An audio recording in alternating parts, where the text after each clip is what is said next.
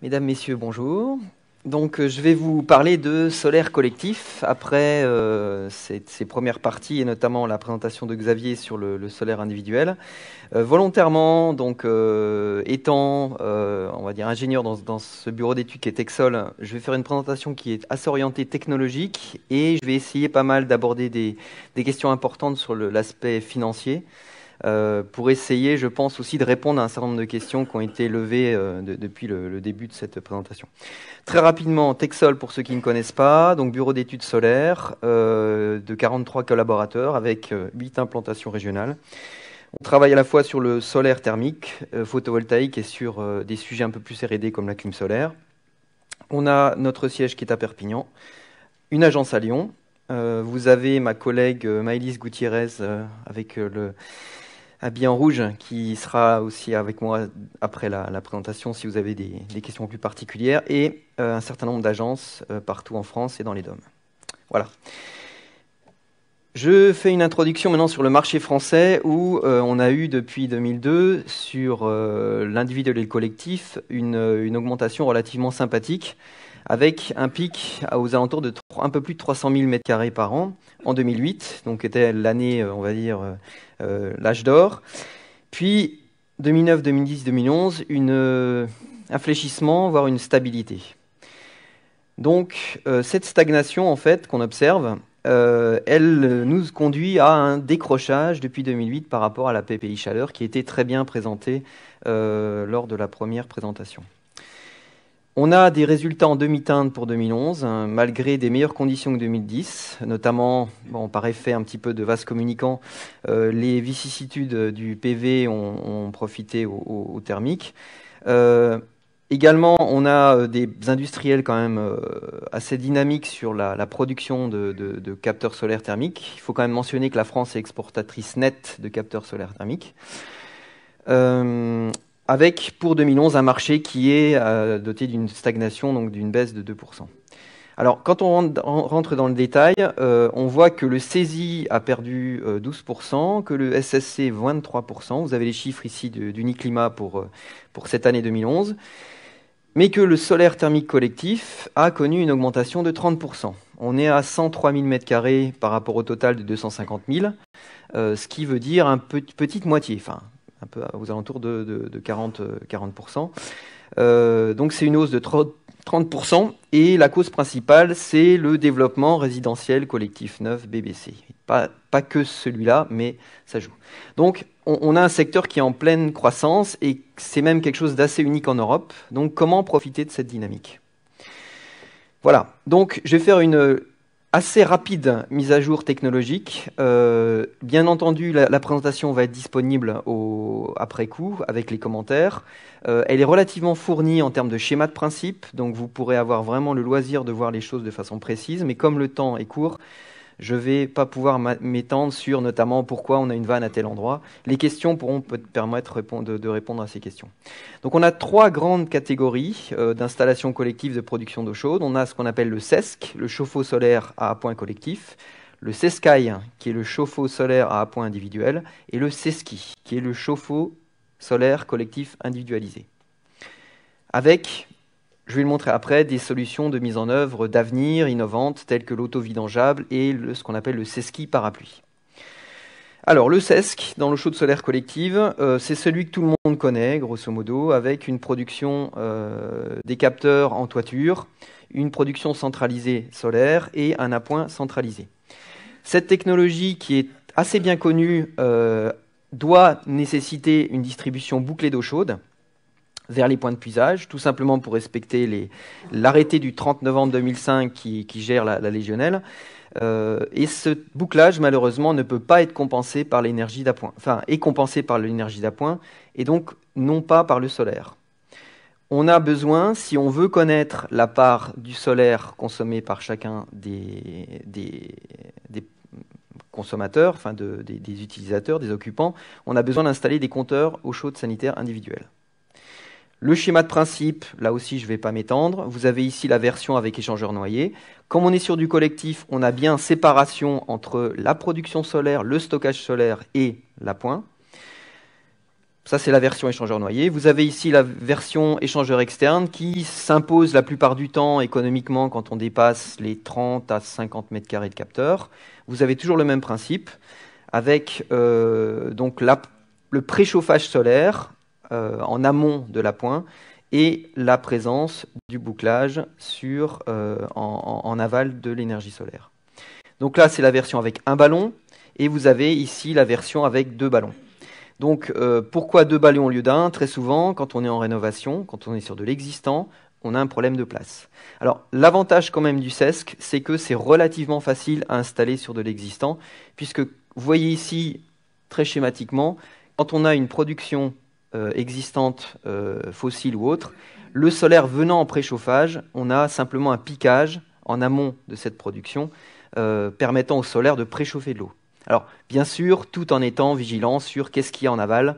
Est-ce qu'il est capable de fonctionner toujours en termes de qualité de canalisation, de type de canalisation, avec une eau préchauffée. Cette modularité sur les ballons permettant aussi de pouvoir se positionner dans des espaces de chaufferie qui ne sont pas extensibles, bien entendu, dans l'existant et qui sont contraints. Alors, par rapport à ce CESC, ce que l'on peut constater comme défaut de conception et d'installation, dans la mise en place de la conférence, on m'avait vraiment demandé d'essayer de le mentionner assez rapidement, mais de poser des jalons. Le principal sur le collectif, c'est le surdimensionnement des installations. Et pour revenir notamment à un effet de surdimensionnement qui est prégnant et très important, qui est lié à la réglementation thermique notamment, c'est que sur la version RT 2005, certaines d'entre vous le savent, les besoins liés aux pertes de bouclage ont été malencontreusement intégrés dans l'assiette des besoins du solaire. Donc ça veut dire que pour avoir un taux de couverture équivalent, vous devez surdimensionner. Et après, dans la réalité, on revient sur ce que Xavier a expliqué sur de l'individuel. Sur du collectif, ça peut être très important. Surchauffe, montée en température, dysfonctionnement, mauvaise utilisation et tout ce qui s'ensuit. L'autre point, et c'est très important, c'est la complexité. Et c'est là qu'on rejoint. Actuellement, tout à l'heure a été abordé des questions économiques.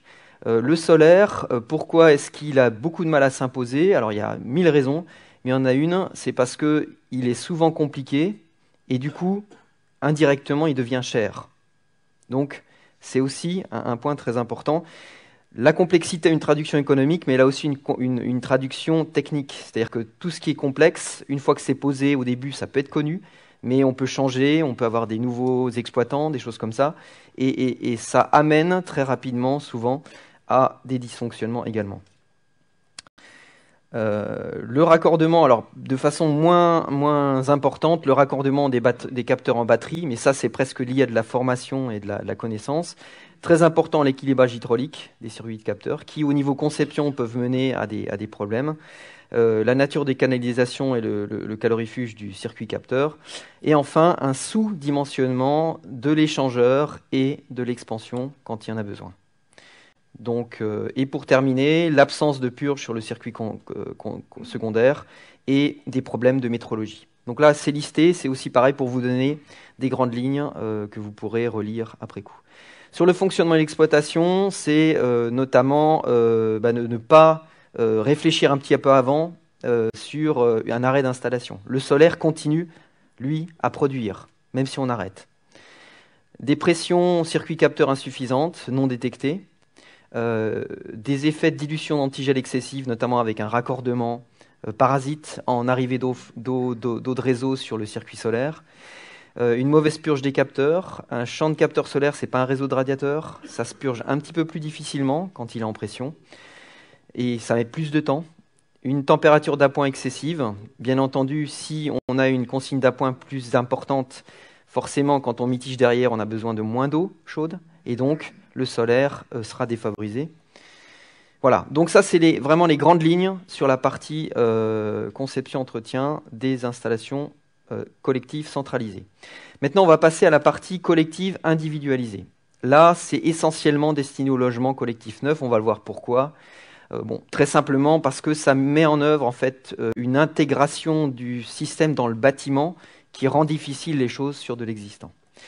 Donc le premier, c'est le CESCAI avec appoint individualisé. On est sur une production collective en toiture, une un stockage solaire centralisé, avec le besoin d'une distribution bouclée, toujours pareil pour être conforme à l'arrêté du 30 novembre 2005 sur la gestion de la légionnelle. Par contre, vu que on boucle sur du solaire pour atteindre les logements qui après ont un appoint individuel, le solaire peut rentrer dans la compensation des pertes de bouclage. On a une individuation des charges liées à l'énergie d'appoint de CS. Par contre, on ne sait pas qu'est-ce qui du solaire est réparti dans chaque logement. Vous avez ici un schéma de principe assez générique du CESCAI avec cette production centralisée, cette distribution et un bouclage revenant sur le solaire. Et par contre, à partir de chaque appartement, vous avez un appoint qui post-chauffe l'énergie, l'eau chaude sanitaire solaire. Dernière famille, le CESCI. Donc toujours production collective en toiture. Par contre, la différence, c'est qu'on a directement une distribution de cette production d'énergie solaire dans chaque logement. Et c'est dans chaque logement que l'on stocke l'énergie solaire et que l'on a l'appoint en complément. Donc, perte de bouclage prise en compte par le solaire, puisqu'on amène le solaire dans le logement. On est hors arrêté du 30 novembre 2005, puisque en fait, on apporte l'énergie solaire qui fait un préchauffage dans le ballon, puis on fait un appoint derrière, et on a une individuation des charges liées à l'eau et à l'énergie d'eau chaude sanitaire. Donc le CESCI, jusqu'à présent, jusqu'à fin 2011, n'avait pas de titre 5, donc ne pouvait pas être intégré être valorisé en termes calculatoires sur la RT 2005. Mais depuis fin 2011, on a un outil disponible. Voilà. Alors, le CESCI, dans son ancien schéma, était de ce type-là, avec une production en toiture et une descente en gaine technique, avec un cheminement vertical, horizontal, un positionnement des systèmes d'équilibrage dans des parties communes. Donc ce schéma, en fait, a mené à des mises en œuvre de CESCI assez délicates et à pas mal de problèmes techniques. Donc on va le voir tout à l'heure dans les innovations, on a sorti une nouvelle mise en œuvre qui s'appelle Parapluie, de type Parapluie, qui résout quasiment tous ces problèmes techniques liés au CESCI. Voilà, donc maintenant je vais passer à la conduite assez brièvement des projets solaires thermiques collectifs, assez rapidement, puisque je vais remettre le doigt sur les points importants. Consommation constante toute l'année, même en été, important sur le collectif. Donc ça cible sur le logement, les cliniques, les hôpitaux, les maisons de retraite, les piscines, voire les hôtels. On doit avoir une place suffisamment importante pour installer les capteurs solaires et également une place disponible pour le stockage solaire. Les ordres de grandeur, 1 mètre carré pour 50 litres d'eau chaude sanitaire à Lyon. Bien sûr, on le vérifie sur les outils de calcul type Solo qu'on retrouve sur le site de Texol. Ne pas oublier que sur une toiture terrasse, quand on a 3 mètres carrés de disponible, ça permet à peu près d'installer 1 mètre carré de capteur solaire pour respecter les effets d'ombrage. Et en gros, le stockage solaire, c'est à peu près 50 litres par mètre carré installé de capteur. Taux de couverture aussi maximal en été de 85 degrés pour se prémunir par rapport aux valeurs calculées des problèmes de surchauffe. Et enfin, sur le collectif, on a sur la région de Lyon des productivités annuelles mesurées à Texol sur nos systèmes de GRS entre 550 et 600 kWh par mètre carré par an. Point important, les coûts. On est actuellement sur la France et même, on peut le dire en Rhône-Alpes, sur des ordres de grandeur sur le CESC, le solaire collectif, de 1 200 € du mètre carré pour des petites installations, entre 1 000 et 1 100 sur des installations de moins de 100 mètres carrés et entre 800 et 1 000 pour des installations de plus de 100 mètres carrés. Le dernier exemple, qui est tout chaud de cette année, on vient de faire une résidence à Villeurbanne avec Adoma, 110 mètres carrés, on était en hors taxe à 990 € du mètre carré. Et vous pourrez avoir les références sur de la documentation. Pour le CESCAI, on est plutôt entre 1 350 et 1 650 € du mètre carré, sachant que ce sont des technologies CESCAI et CESCI qui sont plutôt adaptées à des petites installations, donc logement collectif, donc moins de 50 mètres carrés de système. Alors c'est sans les ballons et ni le raccordement aux colonnes. Et enfin, le C-Ski électrosolaire avec l'appoint individuel inclus. Sur la technologie classique, donc, que je qualifie d'ancienne, on était entre 1600 et 2000 euros du mètre carré. Et avec la technologie parapluie, on sera à 1200 euros du mètre carré. Voilà, donc pour terminer, il est possible de faire des études de faisabilité avec voilà, des points très importants qui permettent de dimensionner, de pouvoir vraiment décrire finement les principes d'installation, d'établir des repères par rapport à une garantie de résultat et de faire un bilan économique. Voilà, ça passe par une identification sur les sites de tous les éléments importants. La garantie de résultats solaires, c'est un point très important pour lequel Texol milite. On a commencé ce schéma, ce concept en 87 sur notamment l'hôpital de Castres. Et cet hôpital est toujours mesuré et fonctionne toujours. Et actuellement, on a plus de 200 installations en garantie de résultats solaires ou au moins télésuivi solaire. Donc c'est une convention entre un client et des entreprises, un objectif de production d'énergie avec des clauses de pénalité si ça ne marche pas.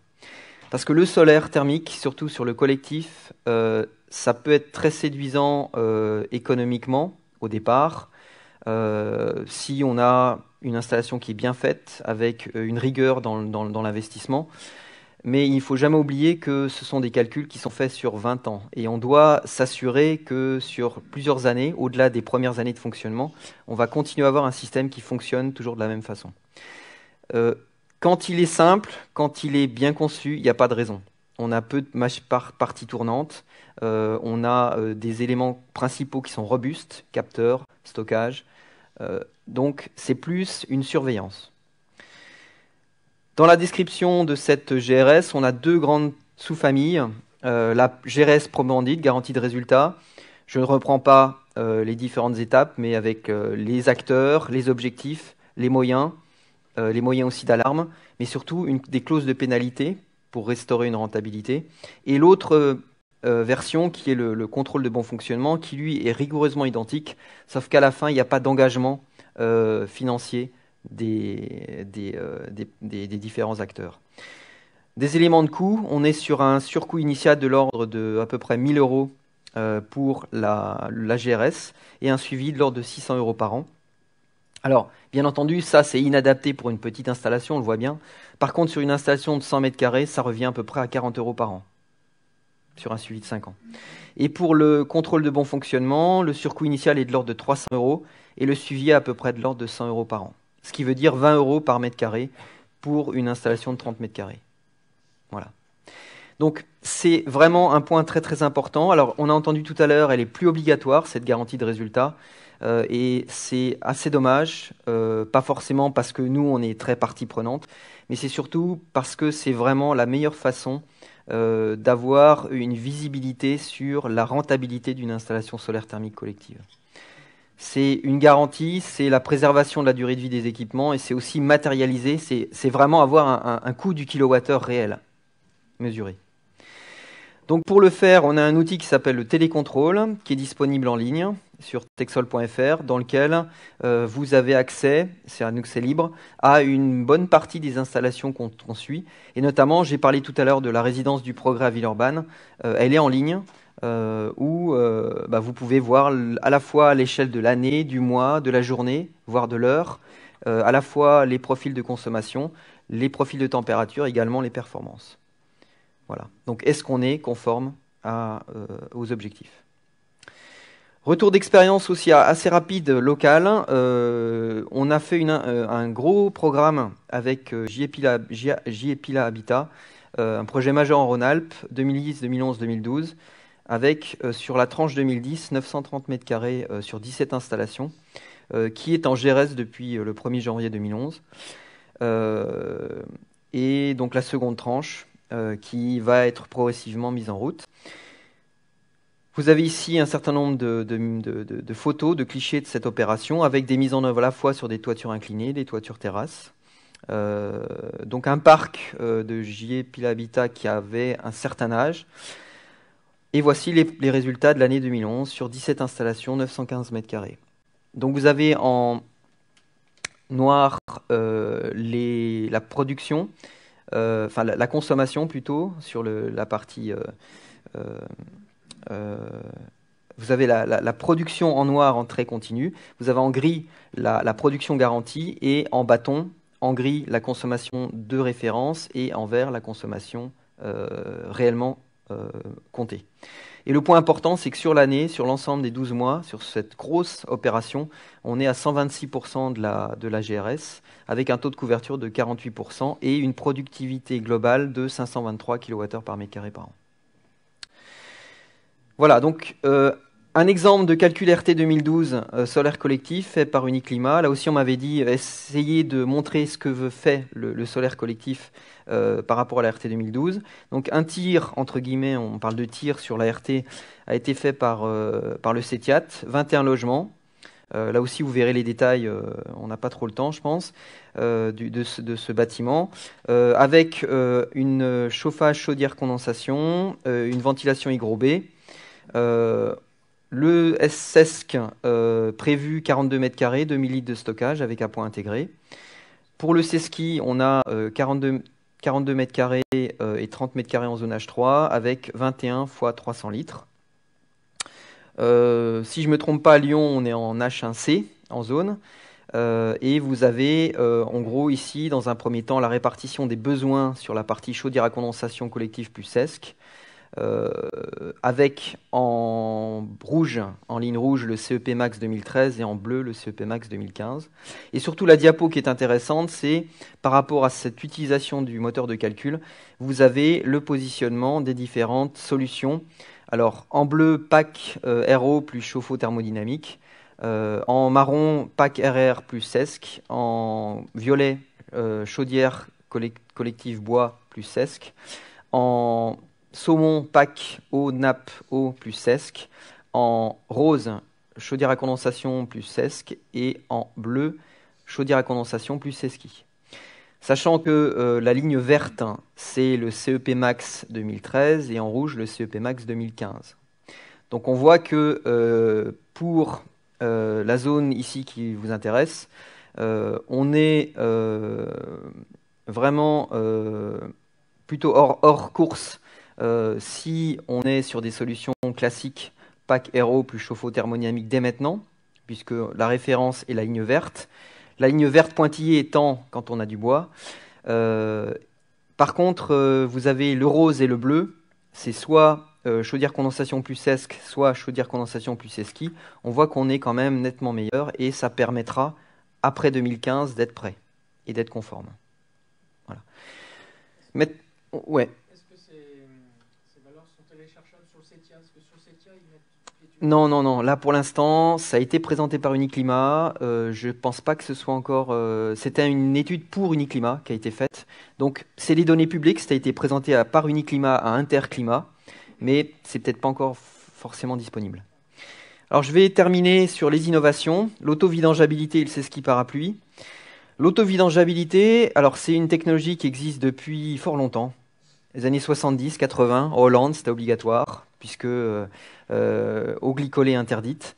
En France, ça a été mis en œuvre aussi depuis pas mal d'années, mais sur le collectif, c'est vraiment depuis 2007-2008. Et je pense que Texol, on a vraiment été des militants de la première heure sur cette mise en œuvre, parce qu'on y croit beaucoup.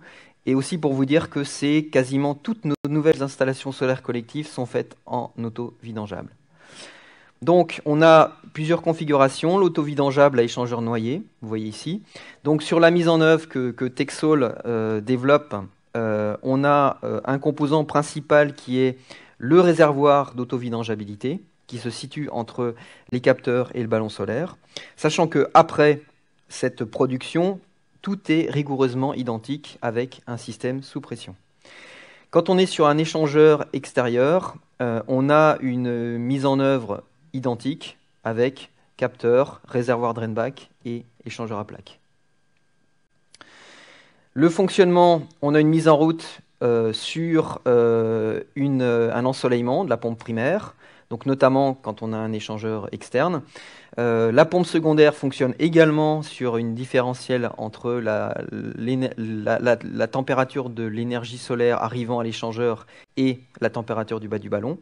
Par contre, bien entendu, c'est une technologie qui a un intérêt par rapport à la surchauffe, ça a été souligné tout à l'heure, puisque on fait un simple arrêt de pompe et par gravité, les capteurs se vident de leur fluide et donc on a une montée en stagnation en air dans les capteurs avec beaucoup moins de risque de montée en pression, puisque c'est de l'air qui monte en pression. Sachant que sur un circuit auto-vidangeable, on a pour faire une image un petit peu raccourcie, le vase d'expansion, c'est le circuit solaire primaire lui-même. Et je voudrais aussi mentionner quelque chose de très très important. Un système auto-vidangeable est un système fermé. Parce que très souvent la question vient, mais vous oxygénez votre circuit primaire, puisque vous avez de l'air dedans, mais c'est de l'air qui est emprisonné, on va dire entre guillemets, à jamais. Donc c'est plus de l'air, c'est de l'azote. Parce que l'oxygène de l'air a été absorbé par le fluide, mais c'est une quantité très faible et qui ne doit pas se renouveler. Voilà, donc des exemples de mise en œuvre d'autovidangeabilité. Actuellement, on en a plus d'une quarantaine de systèmes collectifs en autovidangeable. Et un des premiers, ça a été l'hôtel Ibis à Villefranche-sur-Saône. Et on voit même une photo ici qui est très intéressante, c'est que vous pouvez même sur les systèmes autovidangeables avoir des points hauts. Tout simplement, il faut toujours que le point haut soit plus bas que le bas des capteurs pour que, quand on arrête, on n'ait pas une remontée de fluide qui irriguerait les capteurs solaires. Enfin, toutes ces questions techniques précises, je ne vais pas les aborder là, mais vous pourrez me poser des questions après. Et vous avez ici, c'est très pédagogique, la mise en œuvre d'un système auto-vidangeable avec le réservoir, la pompe solaire primaire, la pompe solaire secondaire et l'échangeur à plaques et les ballons solaires. Sachant que vous avez l'aller-retour vers les capteurs solaires.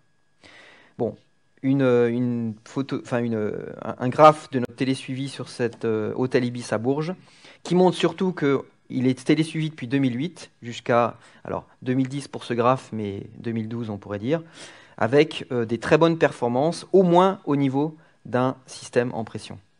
Alors, suppression des risques de surchauffe, on l'a vu. Très important, simplification de l'installation, avec la suppression des risques liés à la purge du circuit et à la dilatation du fluide. On a également des limitations de risque de fuite puisque le circuit est rempli à pression atmosphérique. On a également une simplification des opérations de maintenance. Tout à l'heure, on a vu que quand on arrête les installations en pression, c'est toujours délicat. Là, on arrête, il ne se passe rien. C'est pas mentionné ici, mais si vous avez une coupure de courant, toujours pareil, on n'a pas trop de soucis. Une diminution des coûts, on a moins de composants actifs, il n'y a plus de vases d'expansion, il n'y a plus de purgeurs sur les capteurs solaires. Alors au départ, on était à coût équivalent puisqu'il y avait une mise en œuvre qui n'était pas trop connue côté installateur, donc plus de temps pour le faire. Mais maintenant, on observe vraiment réellement une diminution des coûts. Et enfin, c'est adapté à tous les types d'installations. Le Cesky parapluie. Donc le Cesky, en fait, on l'a vu, pas mal d'avantages. Compensation des pertes de bouclage, individualisation des charges, distribution de l'énergie solaire jusqu'au logement. Par contre, il avait un certain nombre d'inconvénients. Espace requis dans les logements pour les ballons, le prix des ballons solaires individuels élevé et un suivi du fonctionnement et des performances plus délicat par rapport au CESC. On a entrepris un travail d'optimisation à travers un projet de R&D qui est toujours en cours, qui s'appelle le projet Chef dans le cadre du pacte CS et qui unit Texol, CEA Ines, Cofeli, Belenos, qui est un laboratoire de test de Nîmes, qui est la fusion, un co-développement à la fois du LNE et du CETIAT, et enfin avec Viessmann, qui développe cette technologie. Donc on est sur un nouveau schéma. Ici on voit la version sous pression, on verra qu'après il y a une version auto-vidangeable, où on a essayé de traiter chacun des problèmes sous-jacents au Cesky. Premier point très important, toute la partie production d'énergie, réglage et remontée en toiture. Vous avez ici, de façon classique, la production solaire, la partie hydraulique, mais également la partie réglage, vanne d'équilibrage. Tout est en toiture. Ensuite, on a une descente en petit diamètre, donc du 10-12 ou du 12-14 grand maximum en cuivre, qui descend dans les gaines de ventilation primaires. Donc c'est pour ça qu'on a besoin d'aller sur du neuf, puisqu'il faut prévoir au niveau des gaines des descentes. Et on arrive au niveau du logement où on a simplement un raccord qui vient sur le ballon solaire du logement. Alors, soit un ballon biénergie quand on est sur de l'électrique, voire avec un appoint intégré gaz, soit un appoint séparé, on le verra, qui est possible. Mais du coup, on réduit au maximum, on va dire, l'intrant solaire sur le logement. Ça peut être installé sur une toiture terrasse ou sur un comble, ou dans un comble, toute cette partie hydraulique. L'autre point sur chef, c'est qu'on a travaillé sur le développement de ballons vraiment adaptés Seski. Parce qu'actuellement, vous faites un projet Seski, c'est un ballon qui n'a pas du tout été fait pour ça, et ce qui explique très fortement l'inflation des coûts des projets Seski. Si vous avez eu 1600, 2000 euros du mètre carré, c'était souvent en grande partie parce que le matériel n'était pas un matériel vraiment adapté au Seski. Voilà. Il y a aussi une version autovidangeable dans laquelle vous retrouvez le triptyque, capteur, réservoir d'autovidange, puis distribution vers les ballons. Donc ce Seski, comme je l'ai dit, bénéficie d'un titre 5. Vous avez maintenant, depuis quelques semaines, un outil Excel simple disponible sur le site de la RT 2005, sur l'adresse qui s'affiche. Dans ce... vous aurez la. Je ne sais pas si je déborde dans le temps, mais je peux vous le laisser, oui. Vous pouvez noter. Mais vous l'aurez à dispo dès, je ne sais pas, demain, après-demain, quelques jours. Vous aurez même les commentaires. Voilà. Donc, dans ce titre 5, vous avez 3 types de configuration, à point intégré, à point séparé, élec ou gaz, voire fuel, voire ce que vous voulez, voire bois. Donc, ça couvre assez large. Le seul bémol, mais c'est un petit peu volontaire, c'est que ce titre 5 ne concerne que des mises en œuvre de type parapluie.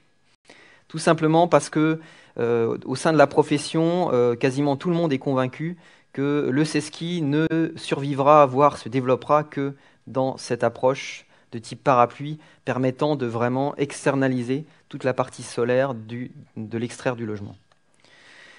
L'outil est relativement simple.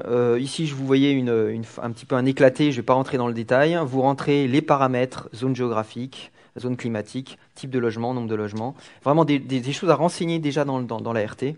Et ça vous donne un gain par rapport à une solution de référence sur le calcul.